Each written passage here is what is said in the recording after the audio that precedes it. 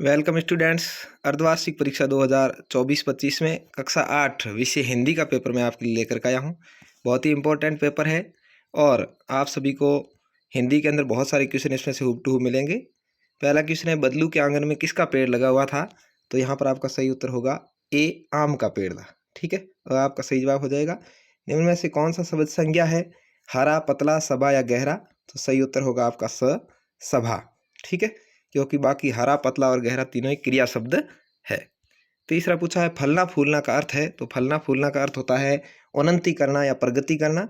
तो यहाँ पर ये आपका थोड़ा मिसमैच लगा हुआ है, इसलिए इसका सही उत्तर हो जाएगा आगे बढ़ना। ठीक है, आपका सही जवाब हो जाएगा। पुरुषवाचक सर्वनाम के कितने भेद है? तो पुरुषवाचक सर्वनाम के 3 भेद होते हैं। प्रथम पुरुष, जिसको उत्तम पुरुष भी कह सकते हैं, उत्तम पुरुष, मध्यम पुरुष और अन्य पुरुष। ठीक है, तो ये ब आपका सही उत्तर होगा। कबीर के अनुसार मनुष्य का मन होना चाहिए निर्मल, कठोर, शांत या पवित्र? तो निर्मल होना चाहिए, निर्मल नहीं निर्मल है। आपका सही जवाब होगा। उचित शब्द को रिक्त स्थानों से पूर्ति करनी है। बनकर आए उल्लास, खाली जगह बनकर बह चले, तो क्या होगा? आंसू। सही जवाब होगा आपका। दूसरे देश में पानी बनकर क्या करता है भाई? गिरता है। ठीक है, तो यहाँ पर गिरता सही जवाब हो जाएगा। बुराई में रस लेना क्या है भाई? बुरी बात है। सदियों से बुढ़ी नानी तमाम किसको सुना रही है? बच्चों को, तमाम बच्चों को सुना रही है। कहानी के बारे में है। 10वां है अति लघुत्रात्मक प्रश्न, वहाँ कौन गया है वाक्य में कौन सा सर्वनाम है? तो सर्वनाम क्या होता है? संज्ञा के स्थान पर प्रयुक्त होने वाला शब्द क्या है? वहा। तो यहाँ पर वहा सर्वनाम है।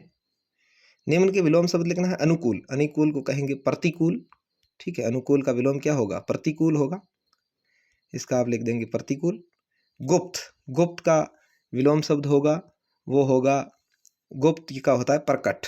क्या होता है भाई? प्रकट होता है। गुप्त का अर्थ होता है, उल्टा होता है प्रकट।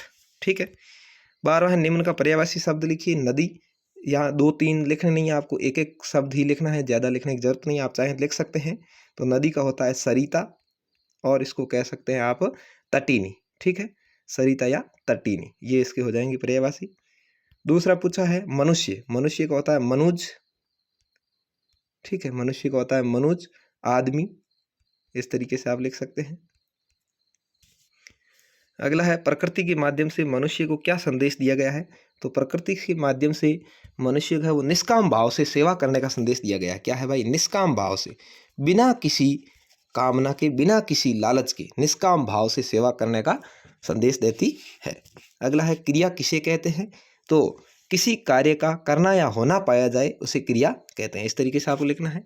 आगे लघुत्रात्मक प्रश्न आएंगे, जो 5 क्वेश्चन है 3-3 नंबर के। दीवारों की दृष्टि में भिखमंगे कौन है? आपको किताब में से सवाल है। मनुष्य को किस दुर्गुण का त्याग कर देना चाहिए?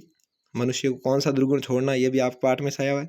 निम्नलिखित शब्दों की सहायता से एक एक वाक्य बनाना है। हम, तो आप इस तरह से बना सकते हैं, हम सभी स्कूल जा रहे हैं, या अन्य कोई भी शब्द आप वाक्य बना सकते हैं। लिखना, तो मैं लेख लिख रहा हूँ, या हम सभी को अपना पाठ लिखना है, इस तरीके से। बालक, तो आप कर सकते हैं बालक आ रहा है, या बालक जा रहा है, बालक खेल रहा है।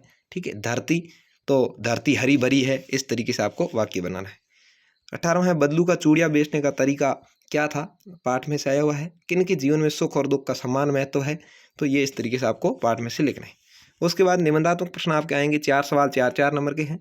पक्षी और बादलों को भगवान के डाकी क्यों कहा गया है? पाठ में से हैं, आपको निबंधात्मक है, कम से कम 8-10 लाइन में लिखना है। जीवन में मस्ती होनी चाहिए, लेकिन कब मस्ती हानिकारक हो सकती है, इसके बारे में लिखना है। अपने प्रधानाध्यापक को शुल्क मुक्ति हेतु प्रार्थना पत्र लिखना है, यानी आपको फीस माफ करने के लिए प्रार्थना पत्र लिखना है। और निम्न में से किसी एक पर निबंध लिखना है, भले ही वायु प्रदूषण पर लिखो, दीपावली पर, या खेल, जो भी आपको ठीक लगता है। तो ये आपका हिंदी का पेपर रहने वाला है, जो कल होने वाला है। तो उम्मीद है आपको पसंद आएगा। बहुत ही अच्छे से इसको देखें और वीडियो को अपने दोस्तों तक शेयर करें। धन्यवाद। जय हिंद, वंदे मातरम।